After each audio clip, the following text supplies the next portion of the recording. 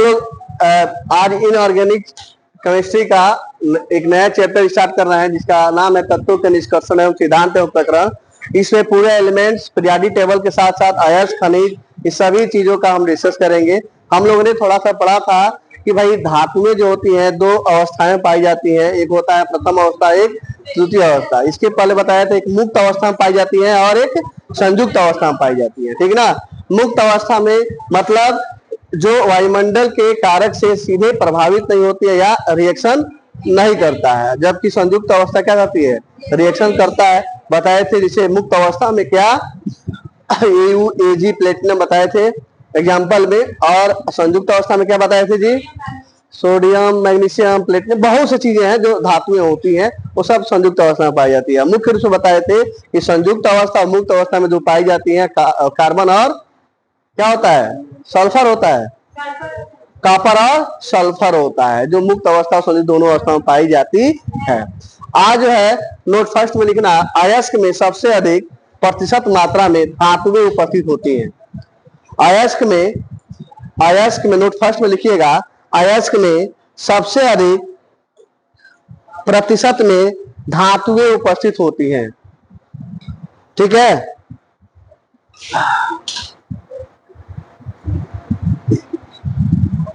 अयस्क में सबसे अधिक प्रतिशत में धातुएं उपस्थित होती हैं। हाँ,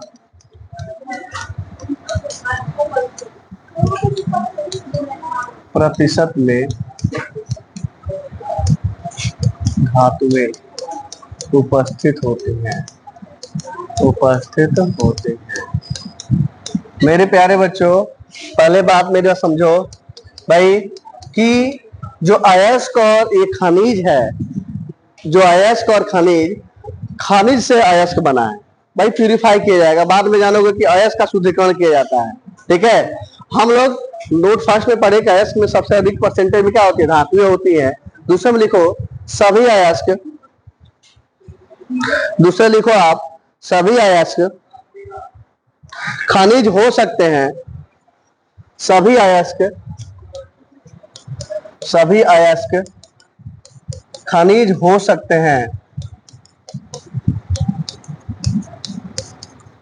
हैं, परंतु सभी खनिज अयस्क नहीं होते हैं, अयस्क नहीं होते हैं। देखो ये पॉइंट बहुत इंपॉर्टेंट है, ये कई बार पूछा है, ठीक ना।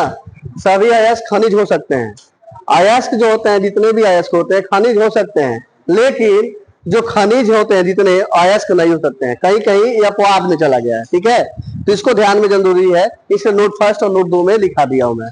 क्लियर हुआ? तो अयस्क खनिज क्लियर हो गया, संयुक्त अवस्था, मुक्त अवस्था ये भी क्लियर हो गया। अब नया हेडिंग डालो आप। देखो एक हेडिंग है आप लोग का जिसका नाम है अधात्री या गैंग, अधात्री, ठीक ना, नहीं गैंग। और इसका एक और नाम होता है अप अयस्क, अप अयस्क। हर 3 नाम होता है, कोई भी पूछ सकता है, अधात्री, गैंग या अप अयस्क। हेडिंग डालिए।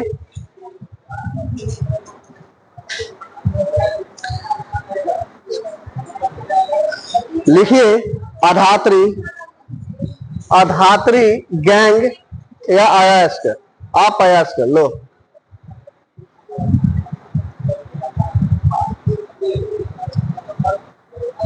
लिखो आप, किसी खनिज या अयस्क में उपस्थित, किसी खनिज या अयस्क में उपस्थित, किसी खनिज या अयस्क में उपस्थित मिट्टी के कण, मिट्टी के कण, कंकड़, कंकड़, अन्य तत्वों का, अन्य तत्वों का यौगिक, अन्य तत्वों का यौगिक कंकड़ बोले ना, अन्य तत्वों का यौगिक आदि आदि अशुद्धियां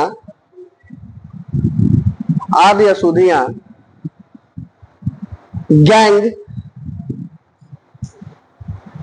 ऑब्लिक अधात्री ऑब्लिक अपयस्क अशुद्धियां कॉमा गैंग ऑब्लिक अधात्री कॉमा अपयस्क कहलाती हैं। अपयस्क कहलाती हैं। मेरे कहने का मतलब यह है कि आप लोगों को एक डिफिनेशन बताया किसी भी अयस्क या खनिज में, यही होता है ना, जितने भी कंकड़ बालू रेत या कह सकते हैं अशुद्धियां जो प्राप्त होती है वही क्या कहलाती है, गैंग कहलाती है। जो अशुद्धियां होती हैं, ठीक ना, जितने भी आप कंकड़ देखो, चाहे अयस्क में चाहे खनिज में, अयस्क हो चाहे खनिज में, जितने भी अशुद्धियां प्राप्त होती है, चाहे कंकड़ हो चाहे रेत हो, ठीक ना, ये सब क्या है, गैंग कहलाती है, जिसको हम लोग गैंग कहते हैं, चाहे अधात्री कहेंगे चाहे अप अयस्क कहेंगे। ठीक है, नया टॉपिक डालो आप हेडिंग, और डालो फ्लक्स, जिसको गालक कहते हैं। फ्लक्स गालक, ये छोटी छोटी चीज है, दो दो नंबर पूछता है कभी कभी। फ्लक्स गालक लिखना, अयस्कों से अशुद्धि को दूर करने के लिए, अयस्कों से अशुद्धि को दूर करने के लिए, अयस्कों से अशुद्धि को दूर करने के लिए हो गया, जो बाहरी पदार्थ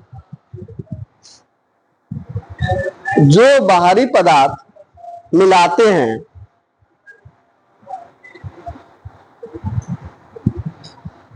हैं उसे फ्लक्स ऑब्लिक चाहे ब्रैकेट में गालक कहते हैं। फ्लक्स चाहे ऑब्लिक दे दो चाहे ब्रैकेट में गालक कहते हैं।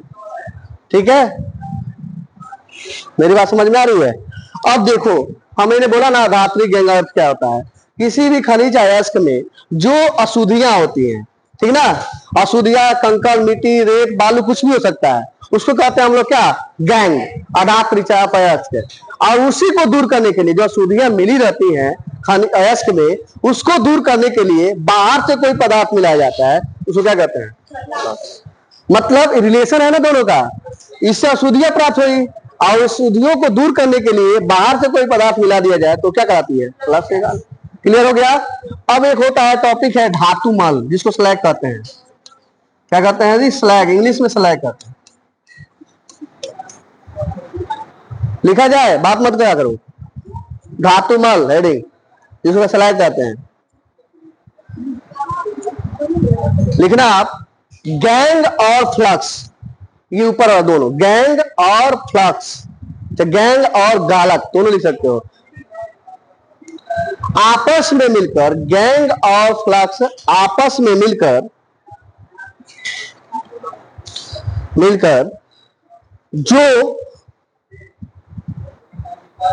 जो द्रवणशील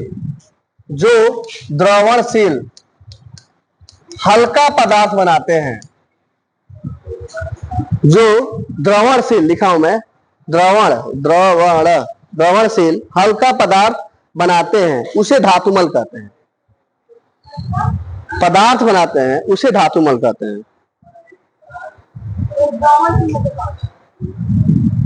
बताते हैं क्या बोले हैं कि जो गैंग और फ्लक्स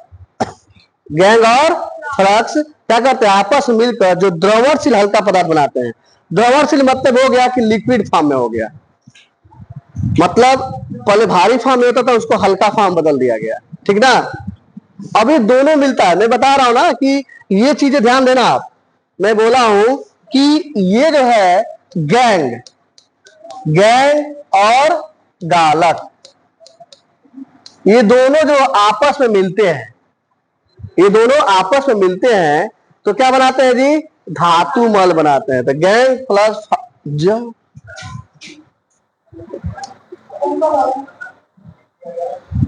गैंग और गालक, यानी गैंग प्लस गालक इक्वल टू धातुमल। समझ में आ गया? गैंग और गालक जब मिलता है तो धातुमल बनता है। और कैसे बनता है एग्जाम्पल के थ्रू हम बता दे रहे हैं। तो हम लोग पढ़ चुके क्या क्या पढ़े जी? सबसे पहले पढ़े हम लोग अयस्क खनिज पढ़ लिए, फिर बंद हो गया, ठीक ना। फिर हम लोग क्या पढ़े? अयस्क खनिज के बाद क्या गैंग, क्या पढ़े? गैंग। चलो यहीं पे बात करता हूं मैं। तो यहाँ पे जो गैंग है और फ्लक्स, चाहे उसको कहो चाहे गैंग प्लस फ्लक्स जो मिलता है तो क्या बनता है? धातु। यानी कि गैंग प्लस फ्लक्स, इंग्लिश में इसको ऐसे लिखेंगे डैश स्वैग। ये दिमाग में हमेशा रखना। अब धातुमल मतलब क्या कि गैंग और फ्लक्स यानी दोनों, जैसे गैंग में क्या था? अशुद्धियां थी, गैंग में अशुद्धियां थी ना, और उसी अशुद्धियों को फ्लक्स ने क्या किया? से पदार्थ मिला के दूर कर दिया, ठीक ना। और ये दोनों जब मिलेगा तो धातुमल बनेगा। अब कैसे बनेगा? एग्जाम्पल से, जैसे मान लो कैल्शियम ऑक्साइड है CaO। CaO कैल्शियम ऑक्साइड चूना होता है क्या बुझावा चूना होता है? CaO प्लस SiO2 तो बनता है CaSiO3। देखो ये CaO क्या है? अशुद्धि है कि शुद्धि है? अशुद्धि है, ये अशुद्ध है, जिसको कहा गया अशुद्ध है। और ये क्या है? Silicon dioxide. आपको मालूम है, सबको मालूम है क्या होता है? ये सिलिका का क्या अयस्क है भाई। ये सिलिकॉन क्या है? सिलिकॉन क्या है मेरी बात समझो। ये हाँ उसी बालू कहते हैं। सिलिका एज ए क्या है? सिलिका क्या है भाई? अयस्क है। अयस्क एक खनिज है, खनिज से अयस्क बनता है। तो सिलिका का ऑक्साइड क्या है? अयस्क है। सिलिका का ऑक्साइड अयस्क है, बताया था ना। ओ लग गया, ऑक्साइड हो गया। इसको कहेंगे हम लोग अयस्क। क्या कहेंगे? अयस्क। क्योंकि सिलिका के साथ ओ लगा है, तो कोई पूछे ये क्या है तो कहोगे सिलिकॉन का अयस्क है, तो इसको कहेंगे सिलिकॉन डाइऑक्साइड। और अशुद्धि और अयस्क, ठीक ना। अयस्क किसे कहते हैं? अभी कल बताए थे हम लोग। अयस्क किसे कहते हैं? अयस्क किसे कहते हैं? प्यूरिफाई किया जाता है। वही कम खर्चे में कम समय में किसी भी खनिज को क्या किया जाता है? प्यूरिफाई किया जाता है, निष्कर्षण से प्राप्त किया जाता है। तो ये देखो अयस्क मिला, ठीक ना। अब ये दोनों मिलता है तो क्या बनता है? ये धातुमल है। क्या बनता है? इसको कहते हैं कैल्शियम सिलिकेट। हाँ धातुमल है, ठीक ना। सिलिकॉन ट्राई ऑक्साइड भी कह सकते हैं, calcium silicate try oxide CaSiO3। कैसे धातुमल हो गया? इसमें कैल्शियम भी आ गया, सिलिकॉन भी आ गया, ऑक्साइड भी आ गया, तीनों का अशुद्धियां आ जाएगी, ठीक ना। तो कोई कहे कि भाई ये धातुमल क्या होता है, तो कहोगे गैंग और फ्लक्स जब आपस में क्रिया करते हैं, आपस में मिलते हैं तो द्रवणशील, देखो ये द्रवणशील है, हल्का पदार्थ बनाते हैं। द्रवणशील हल्का पदार्थ बनाते हैं, जिसको हम क्या कहते हैं? धातुमल। तो लिख दो एग्जांपल में, ये लिख सकते हैं नीचे में CaO प्लस SiO2 CaSiO3। समझ में आ गया? धातुमल समझ में आ गया ना। गैंग और फ्लक्स दो जब आपस में मिलेंगे तो हल्का पदार्थ बनाएंगे, द्रवणशील हल्का पदार्थ, जिसको कहेंगे धातुमल, जिसको स्लैग कहते हैं। लिखो। हाँ CaO अशुद्धि, अशुद्ध है। तो अशुद्ध क्या होता है? गैंगन होता है। अच्छा हाँ, आइए बताओ फ्लक्स किसे कहते हैं? आइए बताएं। आप बताओ अयस्क का डिफिनेशन क्या बताया था? प्यूरिफाई करने के लिए, दूर करने के लिए ना, चीजें तो वही हुई। मेरी बात समझ में आ गया, मैं वहां से रिलेट कर दे रहा हूं। तो डायरेक्ट अयस्क किस लिख दिया कि आप लोग घबराओ ना कि SiO2 क्या है? सिलिकॉन का अयस्क है, वो भी ऑक्साइड अयस्क है, वो लगा है, ठीक है। तो थोड़ा सा इसको कंसेप्ट को पीछे से रिकैप करो, तभी फायदा होगा। तो ये हो गया ना, जल्दी लिखो। आई अब आगे चलते हैं, आगे पढ़ेंगे हम लोग धातु कर्म, मेटालर्जी। हाँ, धातु कर्म।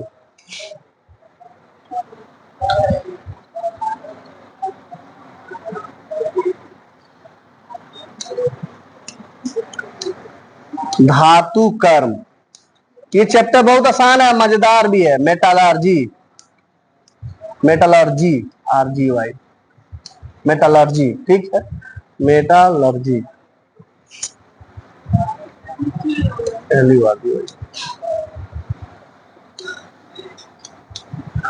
ठीक है ना।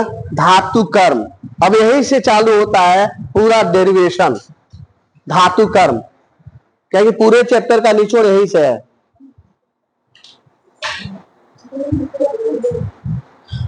धातु कर्म हो गया, हेडिंग डालो धातु कर्म। मेटा, WMETAUTA हो गया, LURGY, लर्जी है, लर्जी, मेटालर्जी, LURGY। अब मेटालर्जी भी लिखता है कहीं कहीं, ALURGY नहीं है, ठीक है। चलिए, इंग्लिश पर बहुत कम लोग ध्यान देते हैं, मेटालर्जी जानो ये होता है। लिखो आप, धातु कर्म क्या होता है, लिखो। अयस्कों में धातु का निष्कर्षण, अयस्कों में धातु का निष्कर्षण एवं शोधन की प्रक्रिया को, अयस्कों में धातु का निष्कर्षण, धातु का निष्कर्षण एवं शोधन की प्रक्रिया को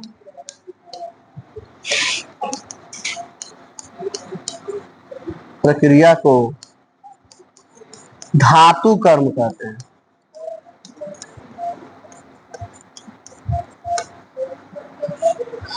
अयस्कों में धातु का निष्कर्षण, देखो यहां पे धातु का निष्कर्षण ये है, धातु का निष्कर्षण ये है, ध्यान दो,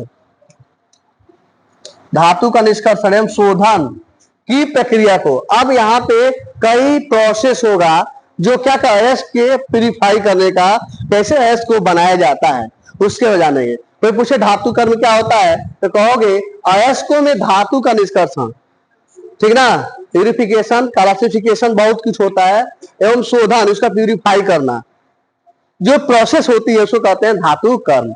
और प्रोसेस कई चरण में होगा, उसको स्टेप बाय स्टेप जानेंगे, ठीक है। लिखो पहला, लिखो जी, अयस्क का कूटना पीसना, लिखो, अयस्क का कूटना पीटना, अयस्क का कूटना पीटना, कूटना पीटना, हाँ वो है, ठीक है। दूसरा लिखो, अयस्क का सांद्रण, अयस्क का सांद्रण। तीसरा लिखो,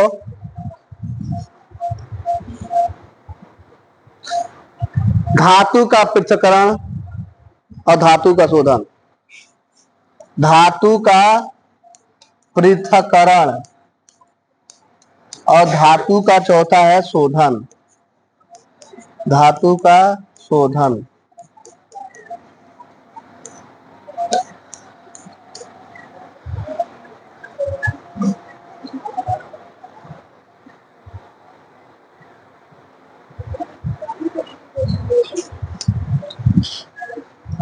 देखो, अयस्क में जो धातु का निष्कर्षण किया जाता है या कह सकते हो शोधन या स्टेप है, कैसे अयस्कों का हम लोग क्या करेंगे, निष्कर्षण करिए चाहे शोधन कीजिए, प्यूरिफाई कीजिए। ये 4 स्टेप में हम पढ़ेंगे। पहला स्टेप क्या है, अयस्कों को कूटना पीटना, कैसे कूटना पीटा जाता है इसके बारे में जानेंगे। फिर अयस्क का सांद्रण कैसे किया जाता है, फिर धातु का पृथक्करण अलग अलग कैसे किया जाएगा, फिर धातु का प्यूरिफिकेशन है, शोधन कैसे किया जाएगा। तो ये 4 स्टेप हम लोग को पहले जानेंगे। चलो पहला स्टेप हेडिंग डालो, क्या है जी, अयस्क का कूटना पीटना। कूटना पीटना, कहीं कहीं इसको पीसना भी लिखा जाता है, हालांकि यही सही होगा, पीटना जगह पीसना लिख देना, पीट के पीसना कर लो, कूटना पीसना भी सब चल जाएगा, ठीक ना। हेडिंग डालो पहला, अयस्क का कूटना पीसना, हेडिंग। चलो भाई इसके बारे में जानते हैं।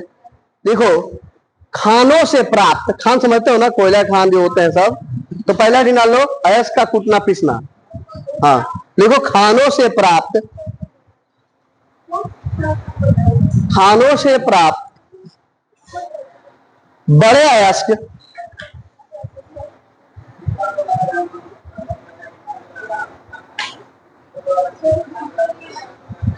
फिर शुरू से लिखो, थोड़ा सा मिस हो गया, लिखो खानों से प्राप्त अयस्क बड़े आकार के होते हैं।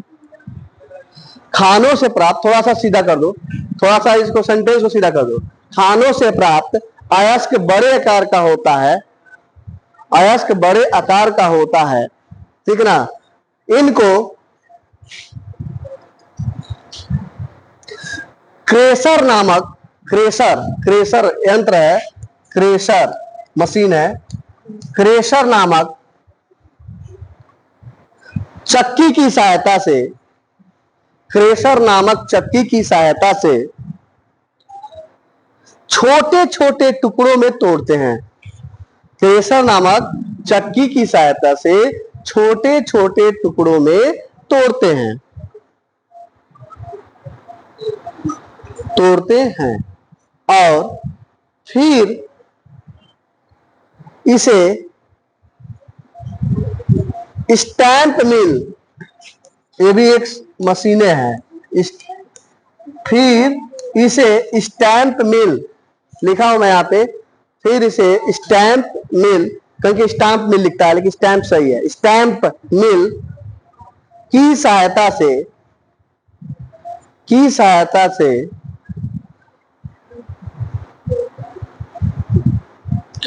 सहायता से बारीक चूर्ण में, बारीक चूर्ण मत चूरन, जैसे बारीक चूर्ण में सहायता से बारीक चूर्ण मतलब जो पिसा हुआ होता है, चूर्ण में बदलते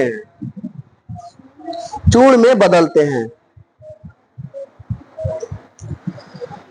एक बार और सुन लो, मेरी बात समझो। अयस्क का कूटना पीसना क्या होता है? कहोगे कि जो खान होते हैं, जो कोयला खान होता है, बड़े बड़े जो खान होते हैं, वहां से अयस्क के बड़े बड़े आकार प्राप्त होते हैं। भाई अयस्क बता चुका हूं, खनिज से अयस्क प्राप्त हो रहा है, पता है ना।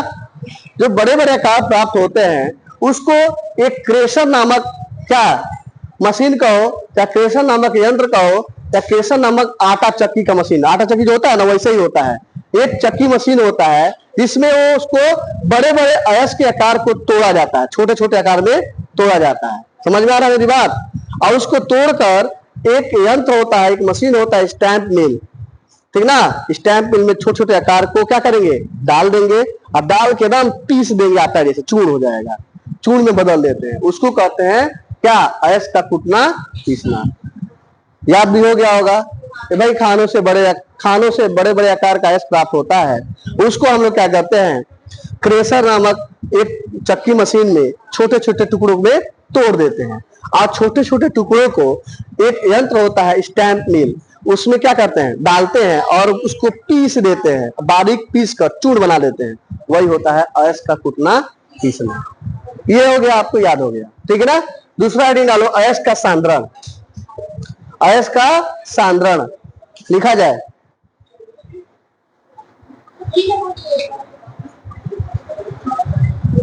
अयस्क का सांद्रण लिखो, अयस्कों में उपस्थित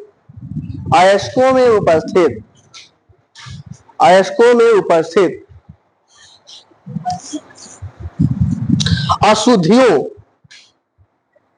को दूर करने की प्रक्रिया को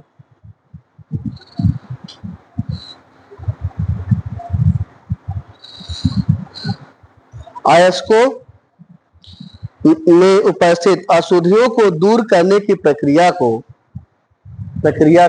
अयस्कों का सांद्रण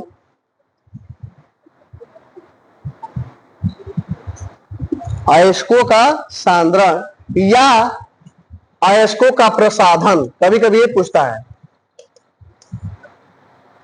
अयस्कों का प्रसाधन, या एक और पूछता है अयस्कों का सज्जीकरण, ये भी क्वेश्चन पूछ चुका है। तीनों की बात देखी हुई। अयस्कों का सांद्रण, देखो चाहो तो ऐसे लिख सकते हो, जो आप लोग हेडिंग डाले हो ना, उसके बगल में सांद्रण के बगल में प्रसाधन, चाहो तो सज्जीकरण, ये ठीक है, सज्जीकरण। क्या बोला हूं मैं, क्या बोला हूं, अयस्कों में उपस्थित अशुद्धियों को दूर करने की प्रक्रिया को अयस्कों का सांद्रण या अयस्कों का प्रसाधन या अयस्कों का सज्जीकरण कहते हैं।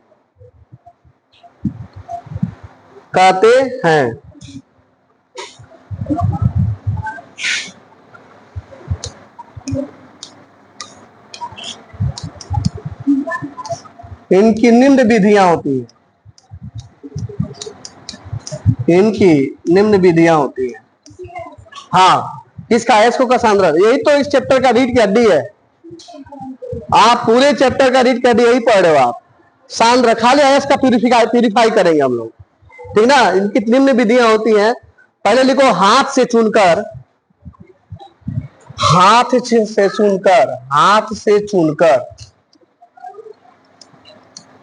दूसरा है गुरुत्व पृथक्करण विधि। ये पूछता है गुरुत्व पृथक्करण विधि। हाँ, हाथ से चुनकर। दूसरा है गुरुत्व पृथक्करण विधि। तीसरा लिखो फेन पलवन विधि। ये तो कई पिछली बार आया था, फेन पलवन विधि। 5 नंबर में आता है, सब लंबा बम है। और एक और होता है फेन पलवन विधि। अब लिखो चुंबकीय सांद्रण विधि। ये सब इंपॉर्टेंट है। चुंबकीय सांद्रण विधि।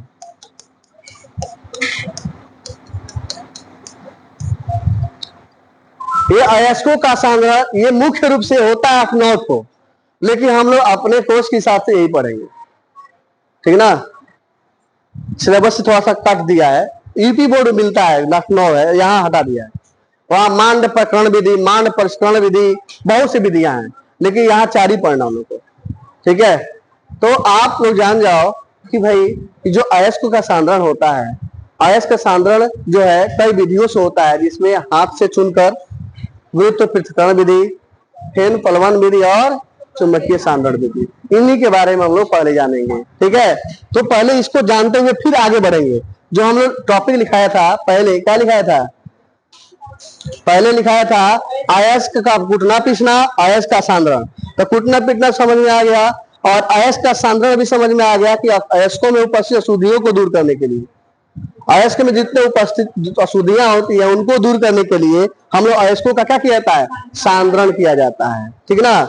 और सांद्रण निम्न 4 विधियां हैं, इन्हीं को पढ़ना है। उसके बाद हम लोग धातु का पृथक्करण, धातु का शोधन, ये चलता रहेगा, लेकिन दूसरा में 4 पढ़ना है। पहले इसको पढ़ ले, फिर तीसरा, फिर चौथा, ठीक है। तो आप लोग हेडिंग डालो हाथ से चुनकर।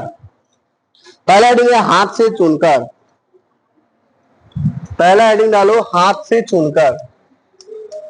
ये क्या है? अयस्कों का सांद्रण। अयस्कों का सांद्रण मतलब अयस्क में उपस्थित अशुद्धियों को दूर करना। ये दूर करने की विधि है। भाई बार बार बोल रहे हैं, अशुद्धियां क्या होती है? गैंग अधात्री।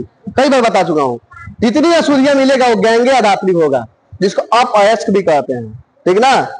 एक एक का 3-3 नाम है, दिमाग में रखना, घुमा देता है क्वेश्चन। गैंग नहीं पूछेगा, धात्री पूछ देगा, वो नहीं पूछेगा, अपयश पूछ देगा। आप कहोगे इसे कहा, इसलिए तीनों नाम एक जगह लिखा दिया, याद रहेगा, ठीक है। इस चैप्टर में एक का 3-3 नाम मिलेगा, ठीक है। तो हम लोग जो है जी ये पढ़ेंगे क्या? हाथ से चुनकर। चलिए इसके बारे में समझते हैं। चलिए लिखिए, जब अयस्क में पत्थर के बड़े टुकड़े, जब अयस्क में पत्थर के बड़े टुकड़े, लिखो, जब अयस्क में पत्थर के बड़े टुकड़े या मिट्टी के टुकड़े उपस्थित रहते हैं तो, या मिट्टी के टुकड़े उपस्थित रहते हैं तो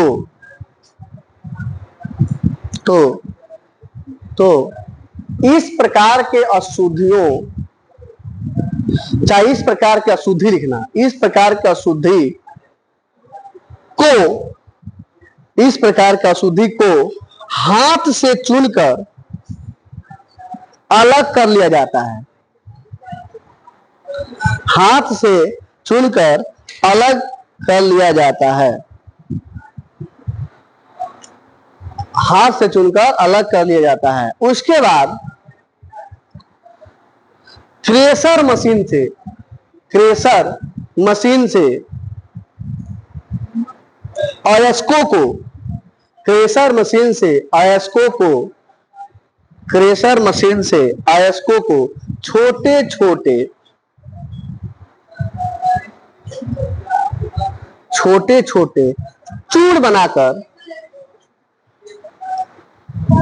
इतना साफ बोल रहा हूं मैं, उसके बाद क्रेशर मशीन से अयस्कों को छोटे छोटे चूर्ण बनाकर उसमें उपस्थित अशुद्धियों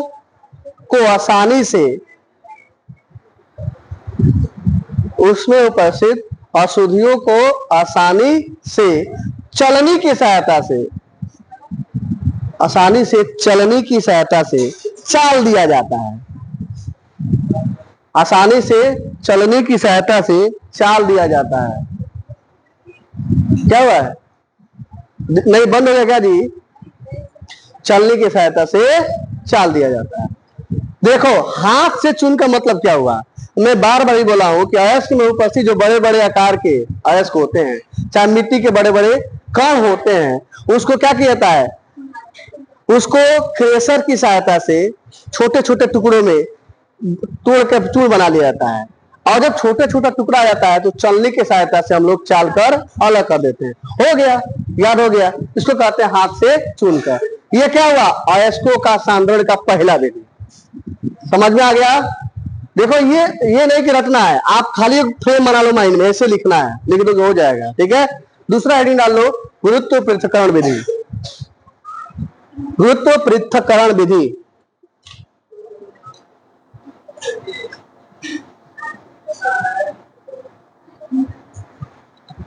गुरुत्व पृथक्करण विधि लिखो आप। यह प्रक्रिया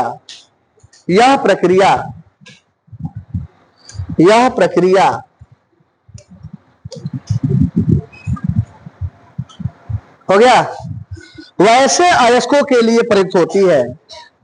यह प्रक्रिया वैसे अयस्कों के लिए प्रयुक्त होती है। वैसे अयस्कों के लिए प्रयुक्त होती है। हो गया? ठीक है। जिसमें अयस्क के कण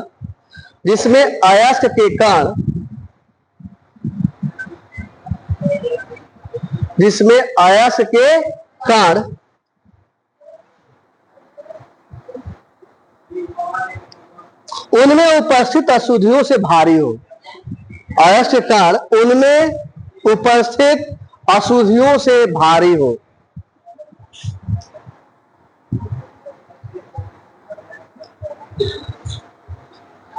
उनमें उपस्थित अशुद्धियों से भारी हो। Full stop. अयस्क के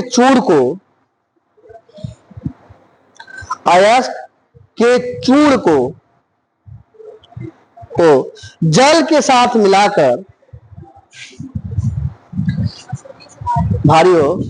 लिखो, अयस्क के चूर्ण को जल के साथ मिलाकर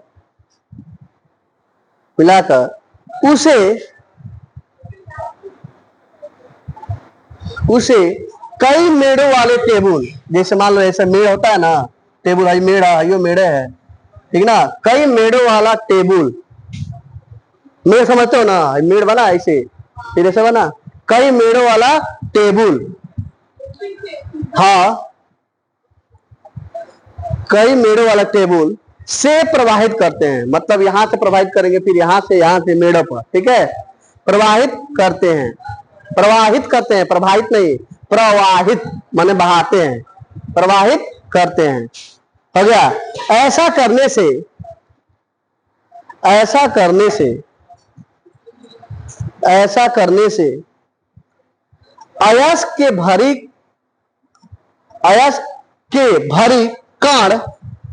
के भारी कण, हाँ सर भुला गया, अयस्क के भारी कण, भारी बात हो रही है ना यहाँ पे, अयस्क के भारी कण मेड़ों द्वारा रोक लिए जाते हैं। अयस्क के भारी कण मेड़ों द्वारा रोक लिए जाते हैं। जबकि अशुद्धियां जल के साथ बाहर आ जाती हैं।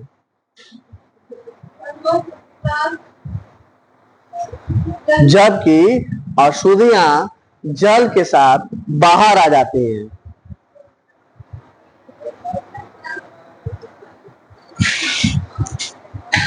मतलब ये प्रक्रिया ध्यान रख लो, गुरुत्व पृथक्करण विधि। आपको मालूम होगा कि भाई पृथ्वी क्या है, पृथ्वी में गुरुत्वाकर्षण है, नाम सुनेंगे न्यूटन के नियम वाला। जो जो सेव का फल था वो क्या कर रहा है, पृथ्वी क्या अट्रैक्ट है, खींच रही है। तो पृथ्वी क्या है, गुरुत्वाकर्षण में उससे अपेक्षा ज्यादा है। वही प्रक्रिया यहाँ भी हो रही है, बस थोड़ा घुमा के है। मतलब ये प्रक्रिया उसके लिए है, बताए हैं कि जिसमें अयस्क कण में उपस्थित अशुद्धियों से भारी हो। अयस्क के कण में जो उपस्थित अशुद्धियां होती है, कोई भी अयस्क हो उसमें जो अशुद्धियां होती है उसके कण से क्या हो, भारी हो।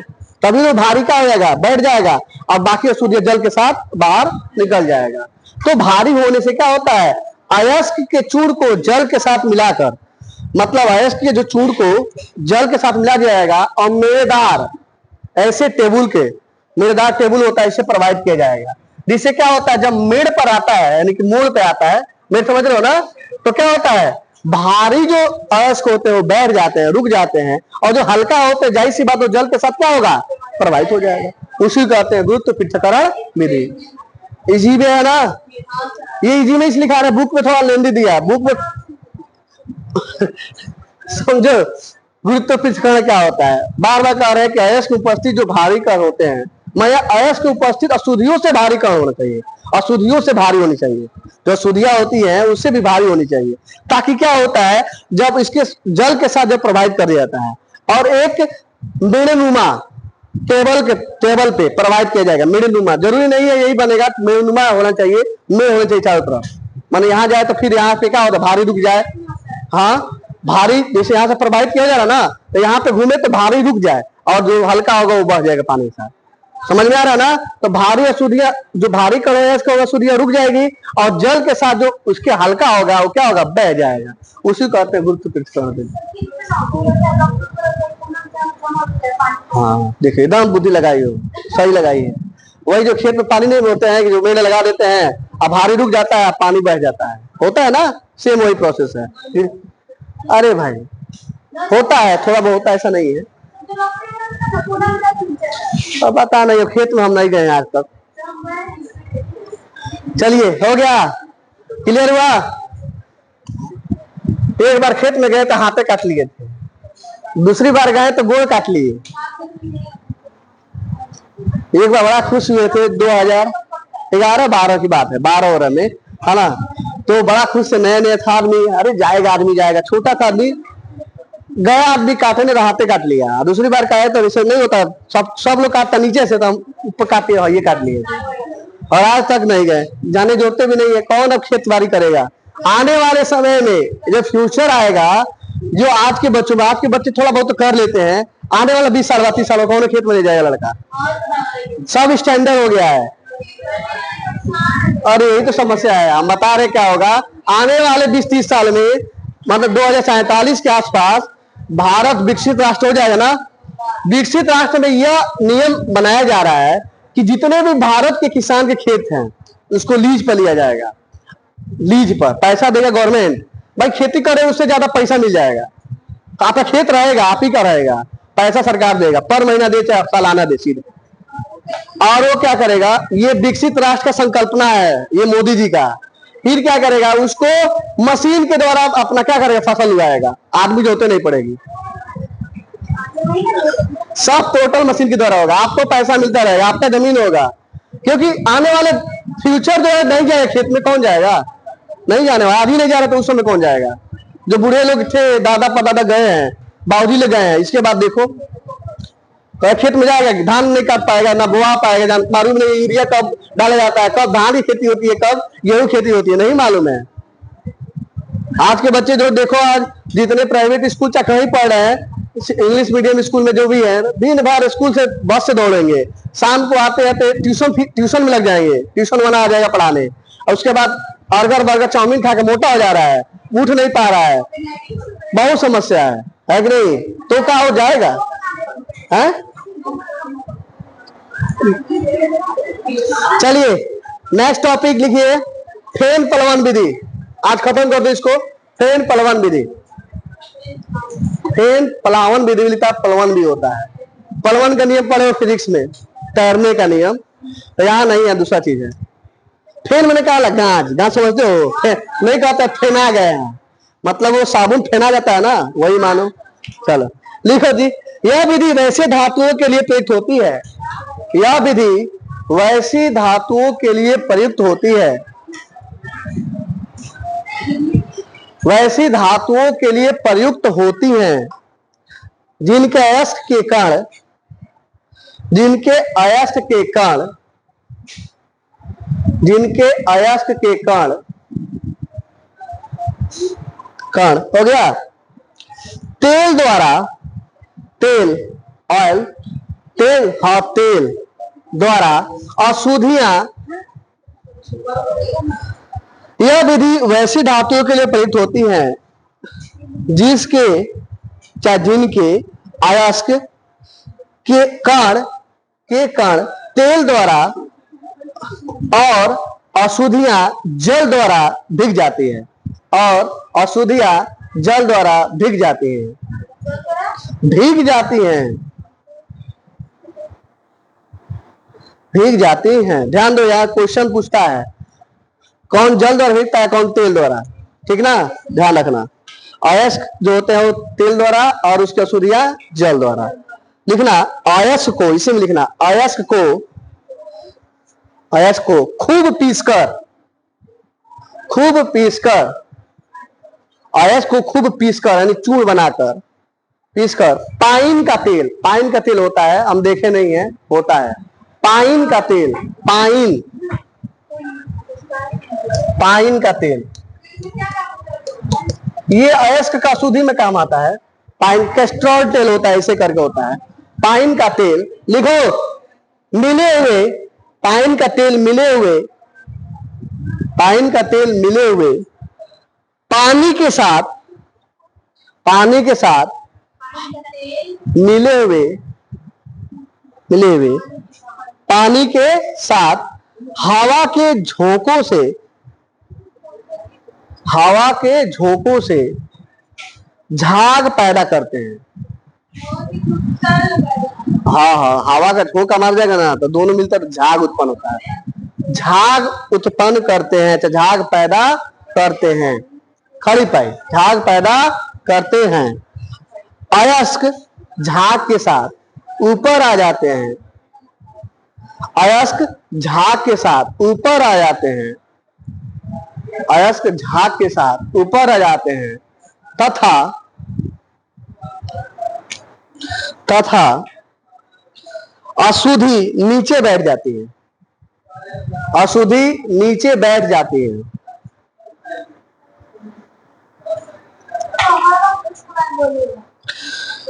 बोले हैं अयस्क झाग के साथ ऊपर आ जाता है और अशुद्धि नीचे बैठ जाती है।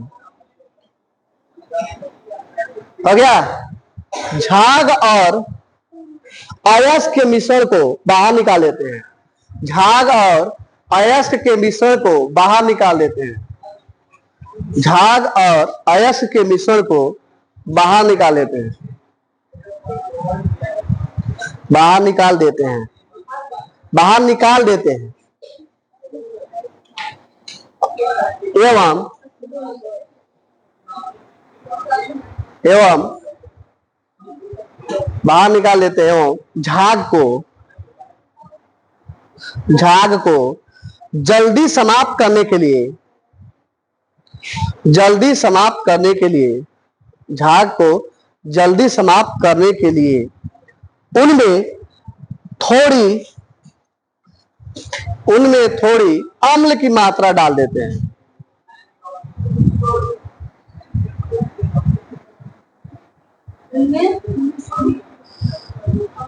अम्ल की मात्रा मिला देते हैं। कहीं कहीं अम्ल मिलाया जाता है और कहीं कहीं नमक भी हल्का मिला जाता है। हाँ नमक, NaCl नमक है, अम्ल है ना, ठीक है, क्लियर हो गया ना। यही होता है कौन सा विधि, फेन पलवन विधि। झाग कैसे होगा देखो, इसमें ध्यान देना, इसमें यही ध्यान दिया गया है क्या, सबसे पहले कि अयस्क के कण तेल द्वारा, अयस्क जो छोटे छोटे कण तेल द्वारा, और जो अशुद्धियां होती हैं वो जल द्वारा क्या होती हैं, भीगी जाती हैं। ये दोनों देखना, अयस्क के कण तेल द्वारा और अशुद्धियां जल द्वारा भीग जाती हैं। ये बताओ, चिपकता नहीं है, तभी भारी कण क्या होता है, गिर जाता बाहर निकल जाता है, तेल से होता है ना। तो क्या होता है, अयस्क को खूब पीसेंगे और पाइन तेल के साथ क्या करेंगे, मिलाकर पानी के साथ, देखो अयस्क को पीसकर पाइन तेल के साथ मिलाएंगे और उसमें पानी मिलाकर क्या हवा का झोंका उस पर क्या करें, डालेंगे, जिससे क्या होता है, झाग क्या होगा, उत्पन्न हो जाएगा, झाग निकलने लगेगा, दोनों मिलेंगे झाग आ जाएगा। समझ में आ रहा है ना भाई, आपको पता है पानी, हाँ बिल्कुल, आप नहीं देखते हो तेल से साबुन तेल से बनता है, सोडियम एसिटेट, सोडियम एसिडेट, तो झाग नहीं आता है जब पानी से मिलाएंगे तो, अरे हाथ से रगड़ो चाहे हवा से मारो, झाग उत्पन्न होने लगता है, ठीक ना। और झाग जब उत्पन्न हो जाता है तो क्या करते हैं, अयस्क झाग के ऊपर आकर बैठ जाती है, ये नहीं बोला हो ना, ऊपर आ जाती है, और अशुद्धियां क्या होती है, नीचे बैठ जाती है। अयस्क क्या होता है, झाग के ऊपर बैठ जाती है, अशुद्धियां नीचे बैठ जाती है, ये नहीं बोला हूं मैं। और झाग और अयस्क के मिश्रण को क्या करेंगे, बाहर निकाल देंगे, और झाग को जल्दी समाप्त, झाग को जल्दी खत्म करने के लिए उसमें बाहर से हम लोग क्या करते हैं, अम्ल मिला देते हैं, चाहे नमक मिला देंगे। वही विधि क्या होती है, फेन पलवन विधि, फेन में झाग, समझ में आ गया ना, सेम वही है, मेथड वही है, याद करो आप लोग, मेथड वही है। आपको मालूम होगा कि पलवन का नियम क्या है, तैरने का नियम होता है, तो क्या होता है, पानी से मारते जाता है पीछे और आदमी ऊपर तैरता रहता है, सेम प्रोसेस तो यही है।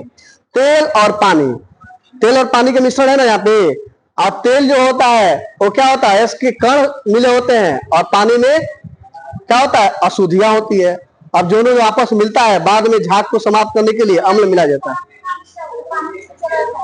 बस सेम प्रोसेस वही है, फेन पलवन विधि का, ठीक है, ठीक है, आया समझ में आ गया। अब जो है नेक्स्ट है लास्ट,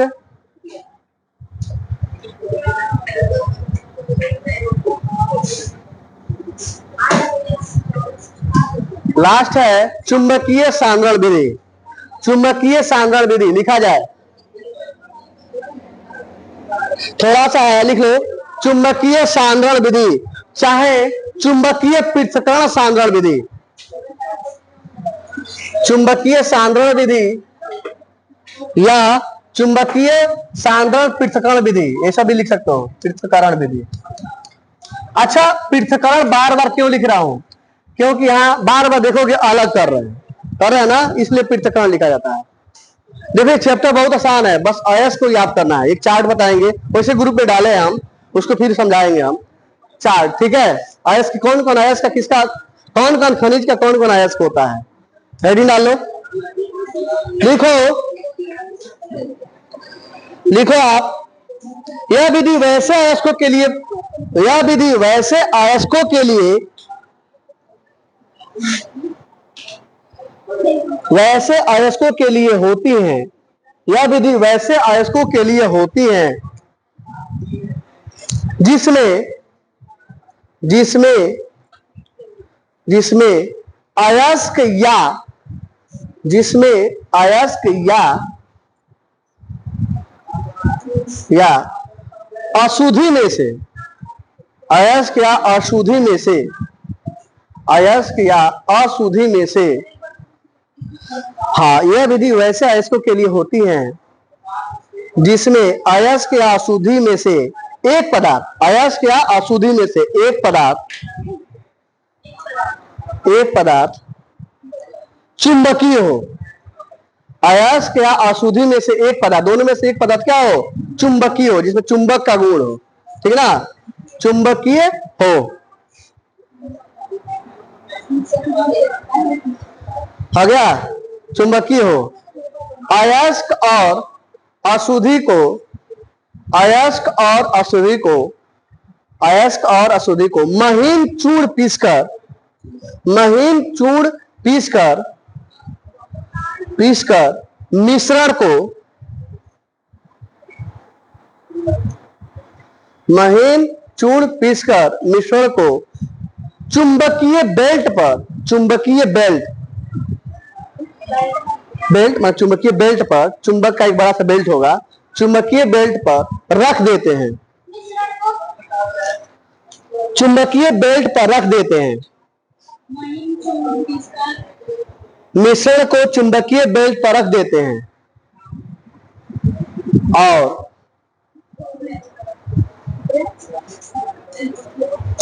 चुंबकीय बेल्ट पर रख देते हैं और मशीन को